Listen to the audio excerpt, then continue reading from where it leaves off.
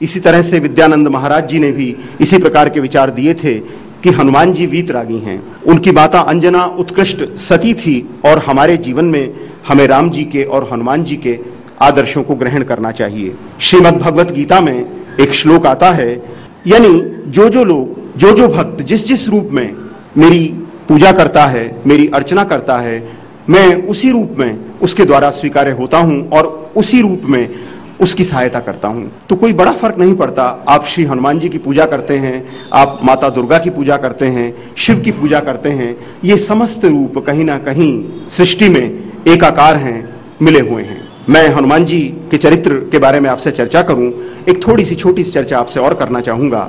आज हम किसी से पूछें कि आपके धर्म की प्रमुख पुस्तकें, आपके धर्म का ज्ञान देने वाले ग्रंथ कौन से हैं, तो बड़ा सीधा और सरल सा उत्तर होगा, और साहब इतने हैं, क्या क्या याद रखें। दूसरों के यहाँ तो एक एक पुस्तक होती है, उस पुस्तक से पूरा धर्म चल जाता है। उस पुस्तक में जो लिखा है आप उसे मानते हैं तो आप धार्मिक हैं, आप उस पुस्तक का पालन नहीं करते तो आप अधार्मिक हैं। मैं तो आज हैरान रह गया, सुबह सुबह व्यवसायी वर्ग के लोग जिनका काम व्यवसाय करना है, जो कोई सिद्ध पुरुष नहीं है, जो कोई ब्राह्मण नहीं है, जिन्होंने संस्कृत का ज्ञान नहीं लिया, वे सब लोग आज संस्कृत के श्लोकों का बड़ा अच्छा उच्चारण कर रहे थे, संस्कृत के श्लोक पढ़ रहे थे। तो ये तो मानना पड़ेगा कि पुनर्जागरण की स्थिति उत्पन्न हो रही है। हमारे भाई, हमारे बंधु, हमारी संतानें, उनमें से कुछ की रुचि जागृत हो रही है, हमारी माताएं बहनें, कुछ की रुचि जागृत हो रही है कि हम किसी न किसी प्रकार से अपने धर्म से, अपनी संस्कृति से जुड़ें। मोटे तौर पर जान लीजिए, हिंदू धर्म के आधार ग्रंथ वेद, वेदांग, उपवेद, इतिहास और पुराण, स्मृति, दर्शन, निबंध और आगम हैं। ये 8 मोटे तौर पर हिंदू धर्म के आधार ग्रंथ हैं। इतिहास और पुराणों में सरल कथाओं और वर्णनों के माध्यम से धर्म के तत्वों का विस्तार किया जाता है। जो हम राम की कथा कहते हैं, जो हम श्री हनुमान जी के चरित्र की बात करते हैं, जो हम माता दुर्गा की कथा कहते हैं, इस प्रकार के सारे चरित्र और कथाएं पुराणों से आती हैं और इन सरल कथाओं के माध्यम से ही हमारे धर्म के जो स्तंभ हैं, उन आधारभूत स्तंभों को स्थापित किया जाता है। धर्म अर्थ काम मोक्षाणाम उपदेश समन्वितम पूर्ववृत्त कथायुक्तम इतिहासम प्रचक्षते। अतः इस दृष्टि से आप ये पाएंगे कि अपने महानायक श्री हनुमान जी को आज हम इतिहास में खोजने का प्रयास करेंगे। आज हम देखेंगे कि किस प्रकार से हनुमान जी हमारे इतिहास में सुरक्षित है। मेरा अनुभव ये है, अगर मैं किसी से बातचीत करता हूं कि आपको हनुमान जी का चरित्र कहां कहां मिलता है, आप कहां पाते हैं श्री हनुमान जी को, तो आमतौर पे लोग कहेंगे हनुमान जी का चरित्र हमें वाल्मीकि रामायण में मिलता है, तुलसी के रामचरितमानस में मिलता है। लेकिन मैं आपसे निवेदन करूं, वेदों में हनुमान हैं, पुराणों में हनुमान हैं, रामायण में, वाल्मीकि कृत रामायण में हनुमान हैं, महाभारत में भी हनुमान हैं, तुलसी के साहित्य में हनुमान हैं, और इतना ही नहीं, जो हमारी तांत्रिक साधना पद्धति है, तांत्रिक साधना पद्धति में भी हनुमान जी पाए जाते हैं। हनुमत उपासना और कल्पद्रुम आदि ग्रंथ पूरे हनुमान जी के चरित्र पर ही लिखे गए हैं। आदि रामायण में हनुमान जी आपको मिलेंगे, अध्यात्म रामायण में हनुमान जी के दर्शन होंगे, भुषुंडी रामायण में हनुमान जी हैं, आनंद रामायण में हनुमान जी हैं, चंपू रामायण में हनुमान जी का चरित्र है, महाभारत, श्रीमद् भागवत, पद्म पुराण, नरसिंह पुराण, ब्रह्मांड पुराण, लिंग पुराण, भविष्योत्तर पुराण आदि ग्रंथों में आपको हनुमान जी का चरित्र मिलेगा। हाँ, इतना अंतर है कि हनुमान जी के चरित्र को कुछ थोड़े बहुत परिवर्तनों के साथ इन सब ग्रंथों में प्रस्तुत किया गया है। आप जानते हैं ये सारे ग्रंथ विभिन्न कालावधियों में लिखे गए, विभिन्न कालावधियों में विभिन्न लोगों ने लिखे, उनकी अपनी श्रद्धा थी, उनका अपना सोच था। जैसी प्रभु की मूरत आप देखते हैं, उस प्रकार से प्रभु की मूरत में आप परिवर्तन कर लेते हैं। वाल्मीकि के रामायण में जिस प्रकार के प्रसंग मिलते हैं, तुलसी की रामायण में आकर कई सारे प्रसंग बदल जाते हैं, कुछ चीजें जुड़ जाती हैं, कुछ चीजें छूट जाती हैं। तो ऐसा तो प्राय होता ही है।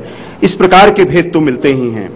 तंत्र में भी हनुमान है, गारुड़ी तंत्र में हनुमान है, मंत्र महारणव में हनुमान है, मंत्र महोदधि में हनुमान के दर्शन होते हैं, सुदर्शन संहिता में हनुमान है, अगस्त्य संहिता में हनुमान है। इन सभी ग्रंथों में हनुमान जी के दर्शन होते हैं। तो ये तो एक पूर्व पीठिका रही, ये थोड़ी सी जानकारी रही कि हनुमान जी के दर्शन कहां कहां आपको हो सकते हैं। आइए अब हम चर्चा करें कि हनुमान जी का जन्म कैसे हुआ। हनुमान जी के जन्म के संबंध में अनेक कथाएं प्रचलित हैं। लेकिन पौराणिक कथाओं को अगर हम देखें तो कहा जाता है सुमेरु पर्वत क्षेत्र पर केसरी और अंजना माता के संयोग से श्री हनुमान जी का जन्म हुआ। इसीलिए हनुमान जी को अंजनी कुमार, अंजनी सूनु, केसरी नंदन इन नामों से जाना जाता है। लेकिन इसके अतिरिक्त हनुमान जी को पवन पुत्र, पवन सुत और मारुति नंदन भी कहते हैं। और अगर आप इससे सूक्ष्म स्तर पर चले जाएं तो आप ये पाएंगे कि श्री हनुमान जी रुद्र के अवतार हैं, शिव के अवतार हैं हनुमान जी। इनकी पूजा श्री रुद्र मूर्तये नमः कहकर भी की जाती है।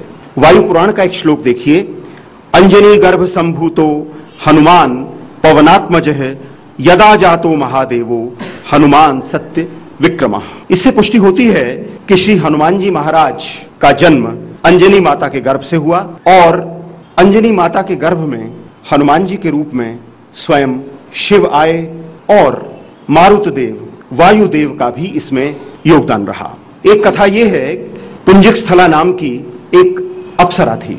एक स्पष्टीकरण देना चाहूंगा, अगर आप 5-7 हजार वर्ष पूर्व या उससे भी पूर्व तो आपको 3 प्रकार के लोग मिलेंगे, सुर, असुर और देव। सुर वे लोग हैं जिनके बारे में हम ये मानते हैं कि वे आर्य थे, आर्य मोटे तौर पर सुर कहलाए। असुर वे लोग हैं जो मूल रूप से इस जम्बूद्वीप के निवासी थे, यहां रह रहे थे, उनकी अपनी परंपराएं थीं, उनकी अपनी ईश्वर की परिकल्पना थी। और देव वे हैं जो मनुष्यों से इतर थे, जिनका अस्तित्व था, जो हजारों वर्ष जीते थे। उनमें देव थे, गंधर्व थे, किन्नर थे। इस प्रकार का वर्णन प्राप्त होता है। तो पुंजिक स्थला नाम की एक अप्सरा थी। ये अप्सरा ऋषियों की परिचर्या में थी। एक बार उस अप्सरा से कोई भूल हो गई, ऋषि क्रोधित हो गए और उन्होंने शाप दिया कि तुम्हारी करनी एक बंदरिया के समान है, तुम जाओ मृत्युलोक में और तुम वानरी हो जाओ। इस तरह से राजा कुंजर के यहां पुंजिक स्थला अप्सरा ने अंजनी के रूप में जन्म लिया। हनुमान जी के पिता सुमेरु पर्वत के राजा केसरी थे। आगे चलकर अंजना और केसरी का विवाह हुआ, लेकिन बहुत लंबे समय तक इनके यहां कोई संतान उत्पन्न नहीं हुई। संतान उत्पत्ति के लिए देवी अंजना ने तपस्या की, शिव जी का स्मरण किया और एक दिन उन्हें लगा कि जब वे तपस्या कर रही हैं तो वायु का एक झोंका उन्हें महसूस हुआ। उन्होंने देखा कि कौन मेरे वस्त्र को छू रहा है, तो स्वयं वायुदेव थे। वायुदेव ने कहा, देवी अंजना तुम सती हो, तुम्हारा सतीत्व किसी भी प्रकार से भंग नहीं होगा, अक्षुण रहेगा। मैं मारुत देव तुम्हारे माध्यम से जन्म लेना चाहता हूं, मैं अपना प्रतिरूप तुम्हारे गर्भ से उत्पन्न करना चाहता हूं और स्वयं भगवान शिव भी उस प्रतिरूप से जुड़े होंगे। इस प्रकार से श्री हनुमान जी का जन्म हुआ। तुलसीदास दोहावली में लिखते हैं, जेहि शरीर रति राम सो सोई आदरहि सुजान, रुद्रदेव तजी नेह बस बानर भे हनुमान।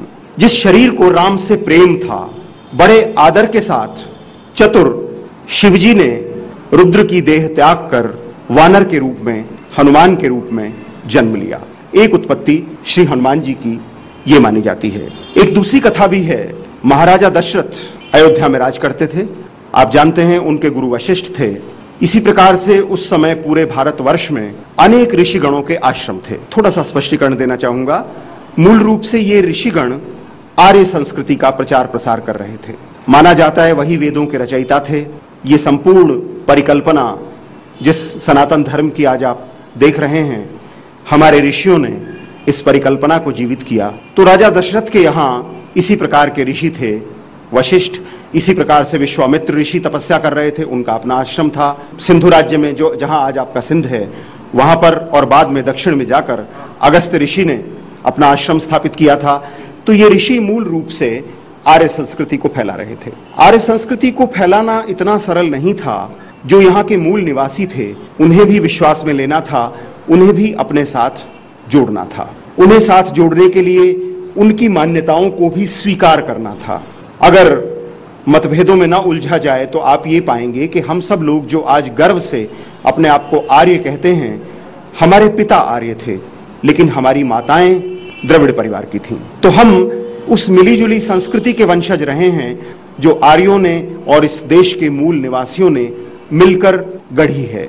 तो उस आर्य संस्कृति के संस्थापक ऋषिगण इस पूरे देश में फैले हुए थे। उनका विचार यह था कि आर्य संस्कृति को समृद्ध किया जाएगा एक ऐसे राजा की परिकल्पना से जो पूरे देश को एकाकार कर देगा। जो लोग आर्य संस्कृति को स्वीकार कर लेंगे उन्हें आगे बढ़ाएगा, असुर संस्कृति उसका विध्वंस कर देगा। उन्हें भी ऐसे राजाओं की आवश्यकता थी, ऋषियों को। वही समय था, राजा दशरथ संतान सुख से वंचित थे। धुर दक्षिण में बैठे अगस्त्य, विश्वामित्र, श्रृंगी और वशिष्ठ ये सोच रहे थे कि दशरथ एक माध्यम हो सकते हैं, इनके माध्यम से हम श्री राम की उत्पत्ति करें जो स्वयं विष्णु के अवतार होंगे।